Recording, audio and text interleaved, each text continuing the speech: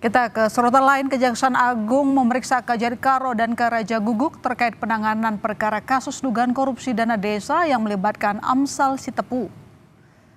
Sebelum Kejagung periksa Kajari Karo, Kejaksaan Tinggi Sumatera Utara terlebih dahulu memeriksa Kajari dan Kasih Pitsus mengenai dugaan intimidasi Amsal Sitepu.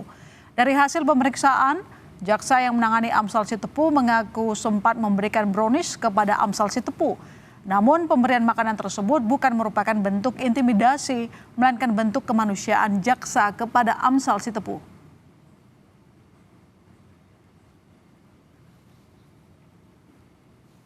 Pemeriksaan untuk diklarifikasi, yaitu dieksaminasi terhadap perkara tersebut masih berproses. Jadi belum bisa kami sampaikan hasil pemeriksaan dari tim dari Kejaksaan Agung. Kejaksaan Tinggi Sumatera Utara bidang pengawasan telah memeriksa tim yang menangani perkara Amsal tersebut. Namun klarifikasi adalah masalah intimidasi yang dilakukan oleh jaksa, yaitu seperti kemarin itu disebutkan ada diberikan kue brownies gitu.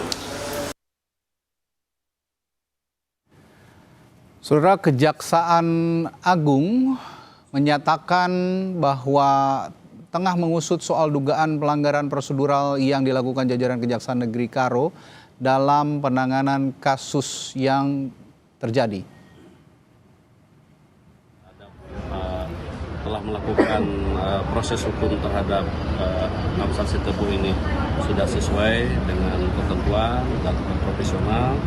Apabila ada pelanggaran, tentunya akan ada, seandainya ada ketentuan untuk pelanggaran, akan ada sanksi etik dari internal kita. Pak, ini proses klarifikasi sejak awal dari penyidikan, tapi dari penuntutan seperti apa, nanti termasuk kemarin juga kan terkait dengan adanya pelaksanaan penetapan seperti apa yang